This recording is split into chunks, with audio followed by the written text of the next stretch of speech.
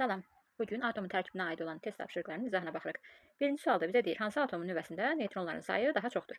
Biz bilirik ki, hər hansısa bir X atomu götürsək, onun protonu sol aşağı küncdə, neytronu ondan yuxarıda, nisbi atom kütləsi isə sol yuxarı küncdə yazıldı. Baxın, bizə deyəndə burada A1 nəyə bərabərdir? Yəni nisbi atom kütləsi proton və neytronun cəminə.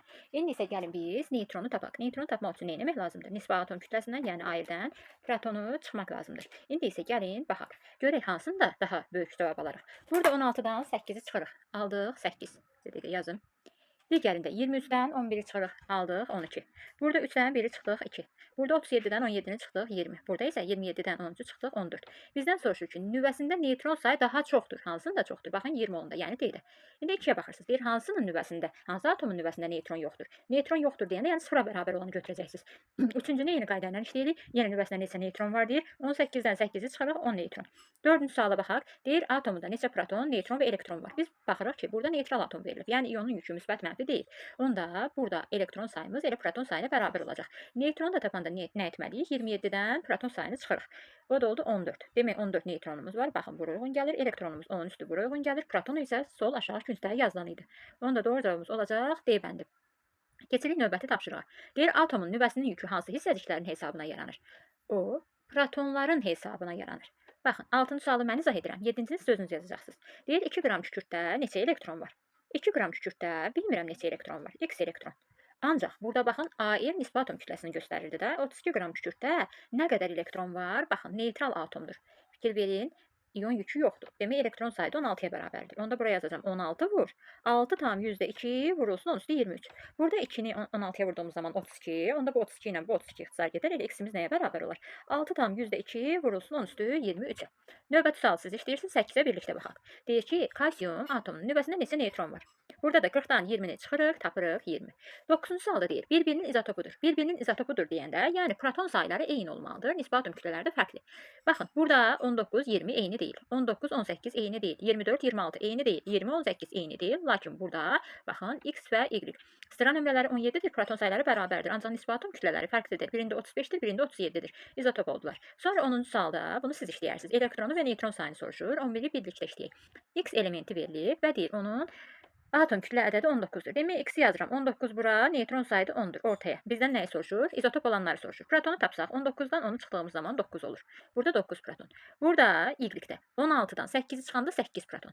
12-dən 6-nı çıxanda 6 proton. 10 üstdən 7-ni çıxanda 6 proton. Baxın, burada yazılanlar protonlarımızdır. Onda tapılma qaydasını bildik. Nisbi atom kütləsindən neytron sayını çıxdıq. Burada hansında bərabər oldu? Əlbəttə ki, Z və T-də. Doğru cavabımız olacaq Z-dir. O da oldu A bəndində. 12-ci sualı mən izah edirəm, 13-cü sualı siz yazacaqsınız. Nisbi atom kütləsi 23 olan deyir, X elementinin nüvəsində 12 neytron var. X-i yazaq, 23 hara yazılmalıdır? Sol, yuxarıya.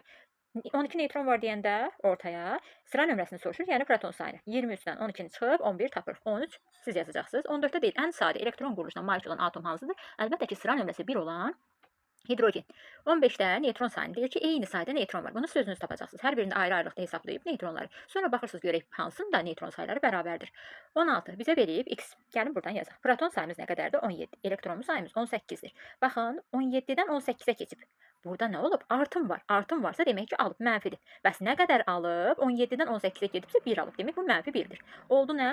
Mənfi 1. Anion, acgöz deyirik. Anion, acgöz. Belə yadımıza saxlamışdıq. Alır, anion adlanır, acgözdür. Belə.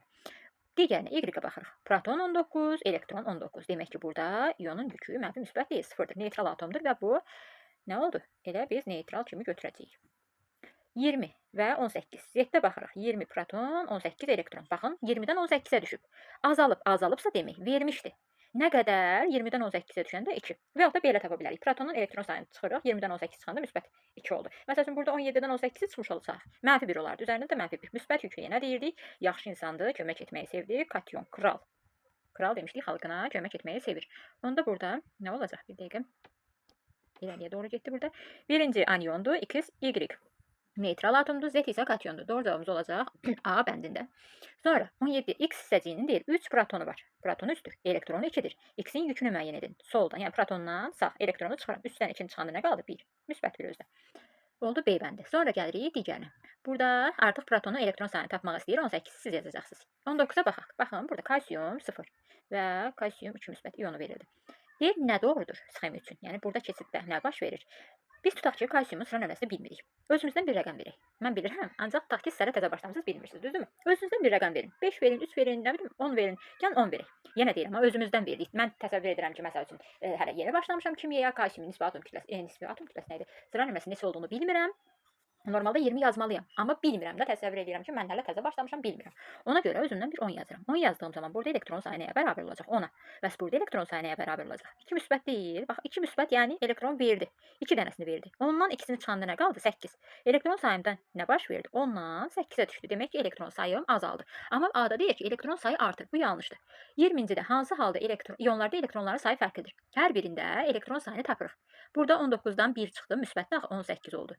17 mənfi olduğuna görə üzərinə 1 gəldim, 18 oldu. Elektron sayları eynidir. Götürə bilmərəm. 11-dən 1 çıxdım, 10. 9-un üzərinə 1 gəldim, 10. Eynidir, götürə bilmərəm. 12-dən 2 çıxdım, 10. 13-dən 3 çıxdım, 10. Götürə bilmərəm. 20-dən 2 çıxdım, 18. 17-nin üstünə 1 gəldim, 18. Götürə bilmərəm.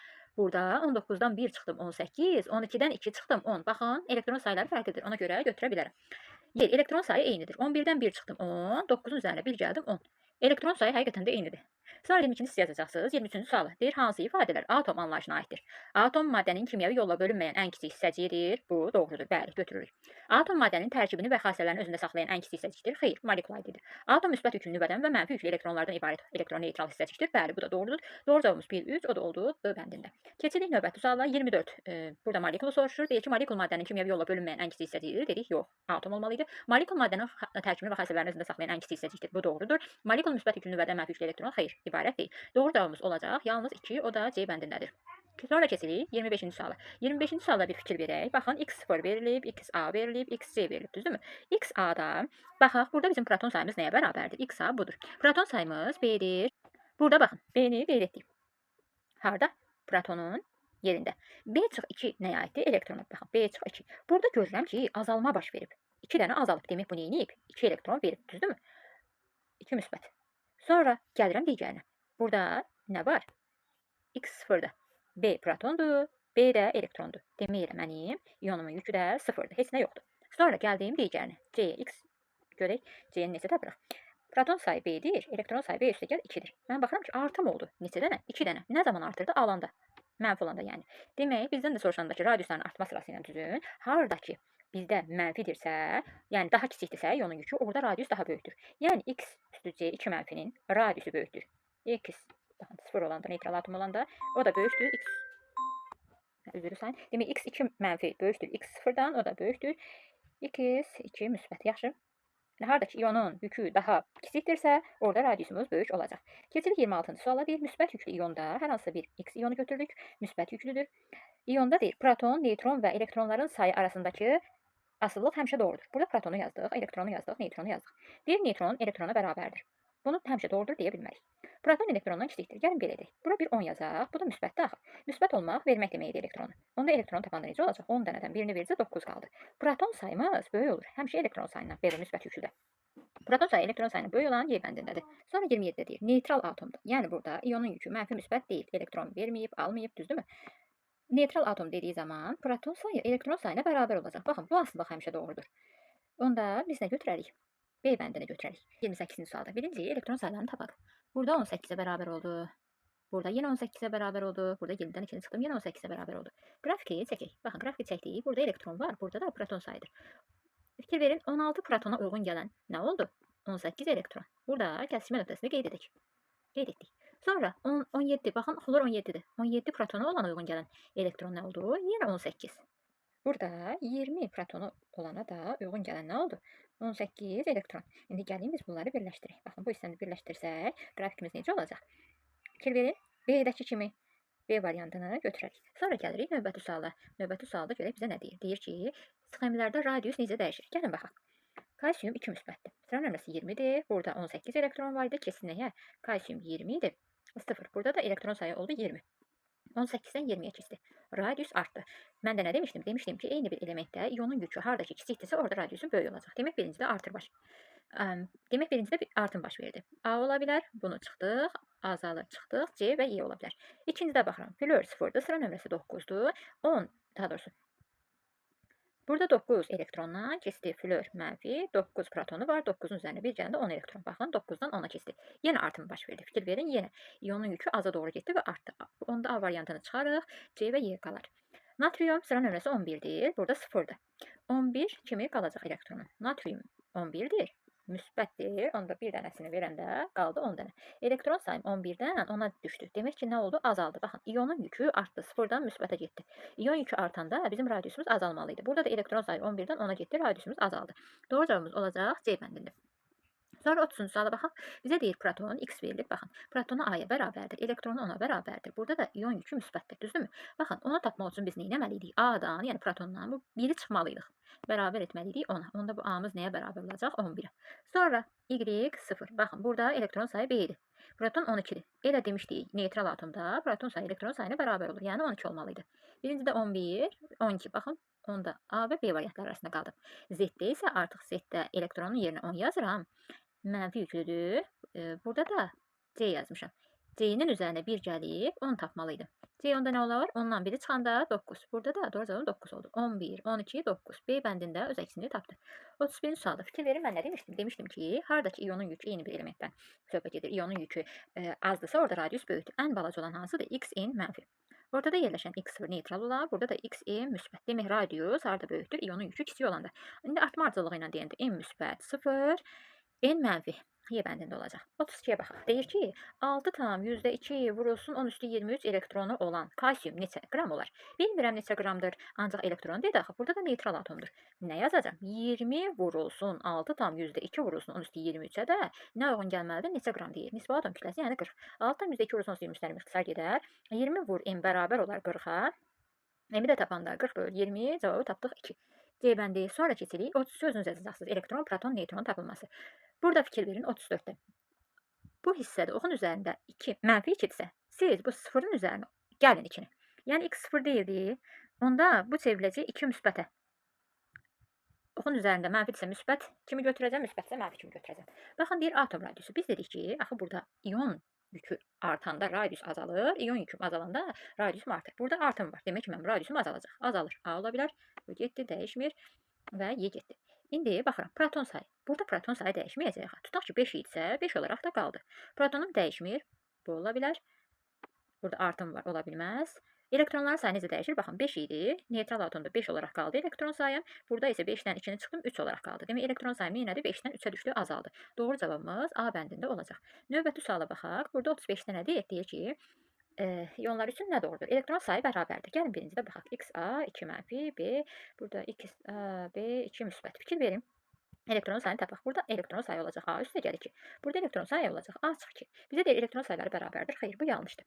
Deyir ki, 2 mənfi iyon X2 mənfinin radiusu X2 müsbətin radiusundan böyükdür. Demişdik ki, həqiqətən iyonun yükü harda kiçikdirsə radius orada böyük olacaq. Onda bu doğrudur. İkinci doğrudur. Elektronlar deyir sayı fərqi 4-ə bərabərdir. Gəlin baxaq. Burada elektron A üstə gəl 2 idi. Sayı fərqi deyəndə, yəni birincinin elektronuna ikinci hissədə olan elektronu çıxıram. Çıx. A çıxılsın 2. Burada da neynədik? Mötərizə açılanda qarşıda mənfi var deyə.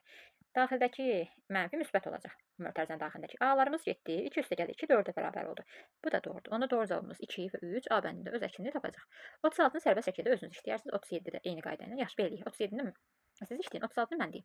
Burada hər hansısa bir elementi bilmirəm ki, nədir. Onda gəlin özümüzdən bir rəqəm yazaq bura protonun yerinə. Deyir ki, nə dəyişir? Elektron sayı. Burada onun üzərində 3 gələndə 13. Burada 10-dan 3 çıxanda 7. Şərti yazdım ha onu. Yəni belə bir element yoxdur. Orada olan neondur. Məsəl üçün sıra nömrəsi 10 olan.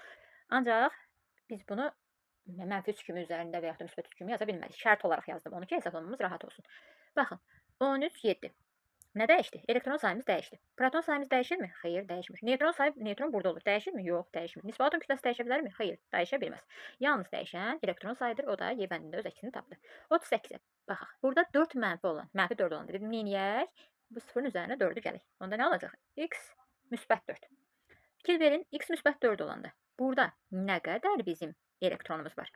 Bu sonluq. 3s2-dir. Hardan bilirəm? Baxın, 3 dənə təbəqə var. 2, 3 gördünüz. Axırıncıda da 2 dənə elektron var. Və yaxud da ki, belə tapmaqda çətinlik çəkiriksə, onda gəlin bu nöqtələri sayaq. 1, 2, 3, 4, 5, 6, 7, 8, 9, 10, 11, 12. 12-ni yazdıq bura. Bizim Baxın, proton tapanda neyləyəcəyik? Bayaqdan elektron tapanda protonla 4-ü çıxıb 12 yazmalıydıq. Protonumuz nəyə bərabər oldu? 16-ya. Demək ki, bu X elementində proton sayı 16-dır. Deyir, X atomunun nüvəsində neçə proton var? 16. D bəndində verildi doğru cavab.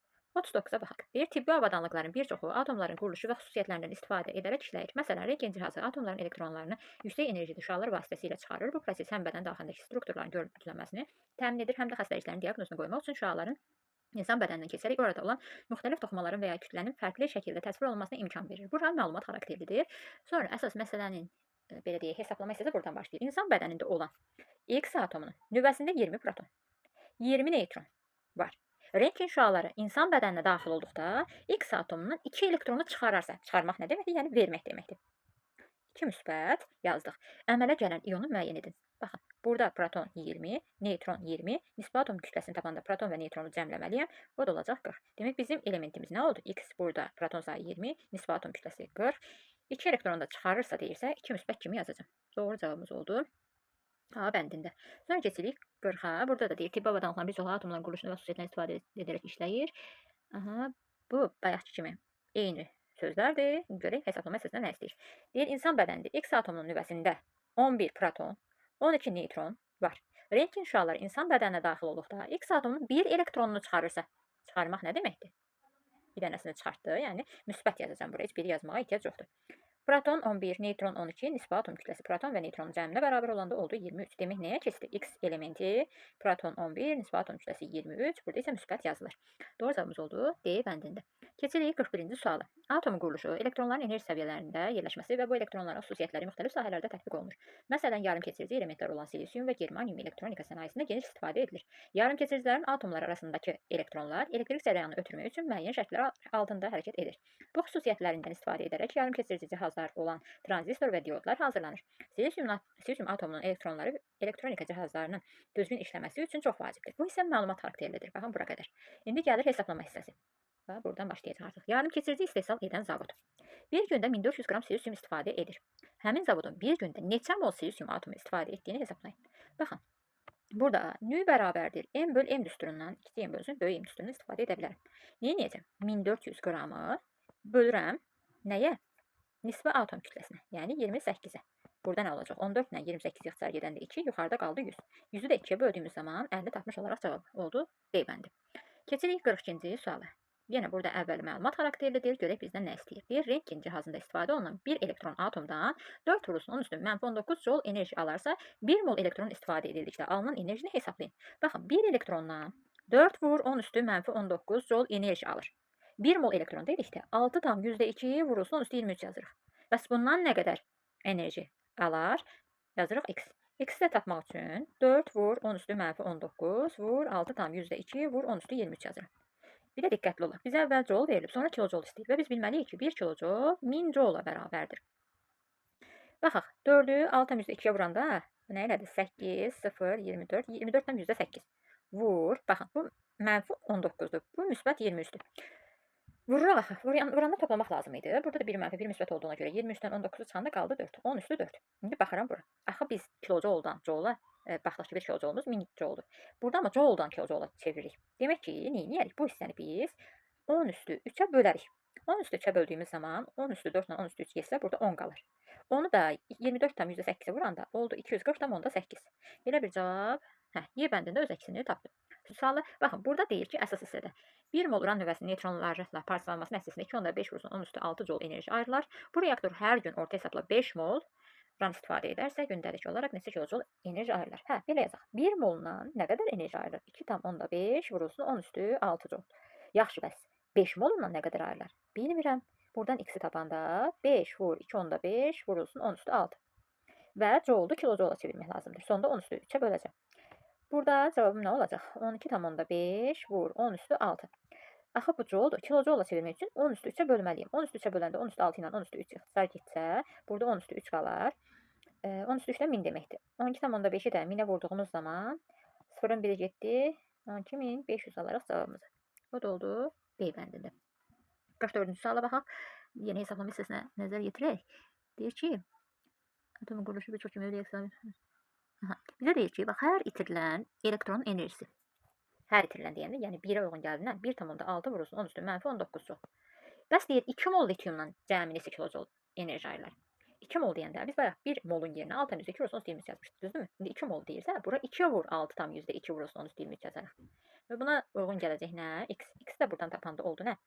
1,6 burada 2'ye vurduk. 3,2 vur 6,2 vurulsun 10 üstü 23'den 10 üstü -19'da vuranda 10 üstü 4. Sonra da burada da yine joule verib kilojoula çevirirsə sonda nə etməliyik? 10 üstü 3'ə bölməliyik. Bunlar da ixtisar gedəndə elə bir sonda alında 32 vur 6,2. 32'ni de 6,2'ye vurun bir də gözləyək. Aha, burada da oldu 192,64. O da A bəndindədir.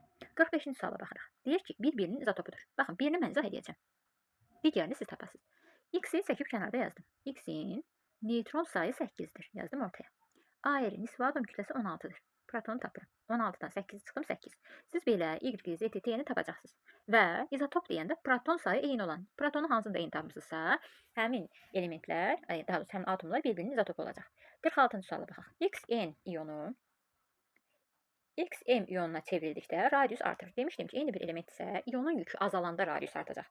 İyonun yükü azalanda radius artıbsa, demək iyonda M kiçikdir N-dən.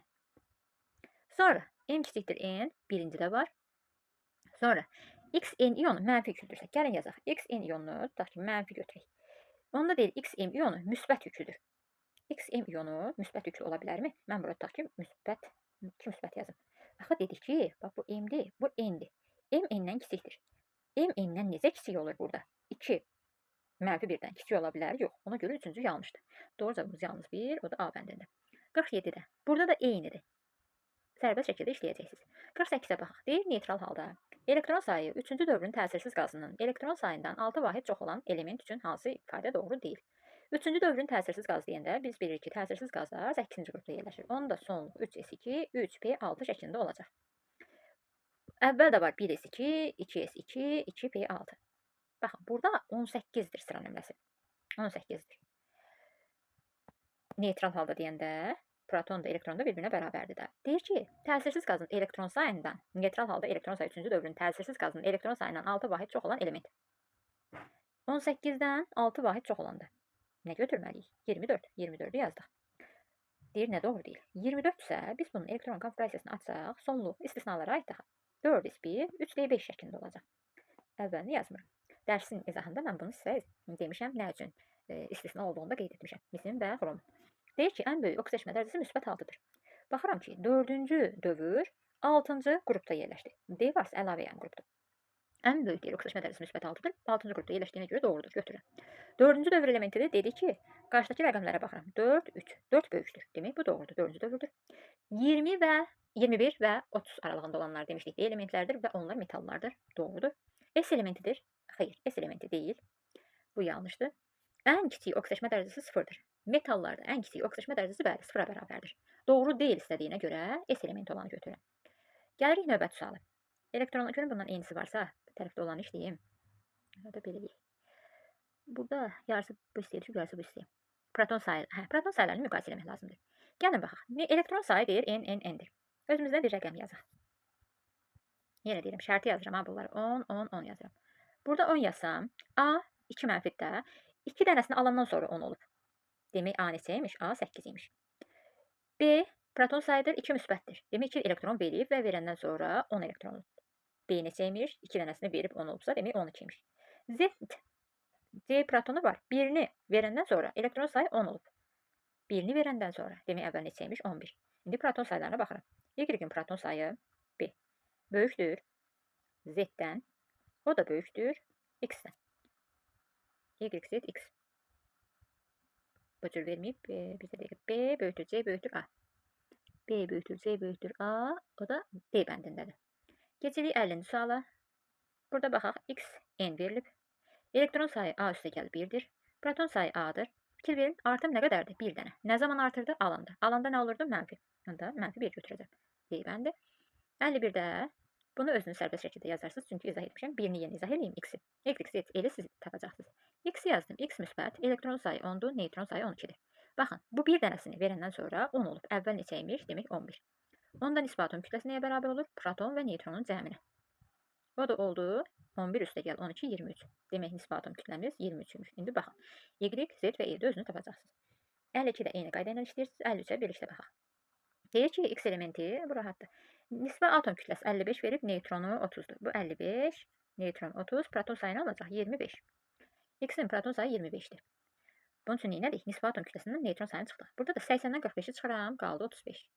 Burada 79-dan 44-ü çıxaram, qaldı 35. 79-dan 45-i çıxaram, qaldı 34. Deyir, hansı ifadə doğrudur? T-nin sıra nömrəsi 36-dır. T-ni 34 tapdıq, axı bu səhvdir. Z və T eyni elementin izotoplarıdır. İzotop olması üçün protonları bərabər olmalıydı. Z-in protonu 35, T-nin 34-dür. Bu doğru deyil. X və Y eyni elementin allotropik şəkil dəyişmələridir. X və Y eyni elementdən söhbət getməlidir. Ancaq bu da doğru deyil. X-də 25 protonu var, nisbə atom kütləsi 55-dir. Y-də isə 35 protonu var, nisbə atom kütləsi 80-dir. Bu ola bilməz. Y və Z eyni elementin izotoplarıdır. Y və Z-in bəli proton sayları eynidir. Nisbə atom kütlələri isə birində 80, birində 79-dur. Ona görə izotop sayıla bilərlər. X və T-nin elektron sayları bərabərdir. Əgər burada neytral atomdan söhbət gedirsə, X-də tutaq ki 25 idisə proton sayı elektron 25 oldu. T-də 34 idi, neytral atomdursa elektron sayı 34 olur. 25 34 bir-birinə bərabər deyil, yanlışdır. Sonra 54 isə özünüz tapacaqsınız, bu tipdədir. 55-ə baxaq. Son salıymış. Baxın, deyir əsas yarımqrup elementləri. Atomların normal halda xarici elektron təbəqəsindəki elektronların sayı. Baxın, 3s2, 3p0. 3s2 sonluğu ilə bitirsə, baxın, bu valent elektronu budur da, düzdür mü? 3s2. Baxıram ki, 3-cü dövrü 2-ci qrupda yerləşib. 2-ci qrupda yerləşibsə, 2 valentli oldu. Və sıra nömrəsi oldu 12. Əvvəlini yazsaq 1s2, 2s2, 2p6, 2p6 da 10 tamamlandı. Üzərində 2 gələndə 12 oldu. Gəlirik Y-ə. Y-də sonluq necədir? 3s2, 3p5. 3p5. Baxın, bu 3-cü dövr 7-ci qrupdur. Sıra nömrəsini tapsaq, 2p6-da 10 tamamlanmışdı. Bu hissədə də 7 elektron olanda 17 oldu. Yəni sıra nömrəsi 17 oldu. Valent olaraq da baxanda, əgər bu 7-ci qrupda yerləşibsə, maksimum 7, minimum 1 valentli olmalıdır. Biz də burada birinci elementimiz metaldır. İkinci yerdə gələn bu qeyri-metalı minimum valentlə götürürük. X 2 valentli, Y-imiz 1 valentli. Form oldu X, Y2 şəklində. Bizə deyir, əmələ gələn birləşmənin molekulunda neçə elektron var? Gəlin baxaq. X-in 12 protonu var idi. Y-in də 17 idi. Bizdən soruşanda ki, neçə elektron var? 12 üstə gəl, 2 vur 17, yəni 34. Cəmlədik, cavabı bizə verdi 46. Demək, doğru cavabımız burada nə olacaq? 46.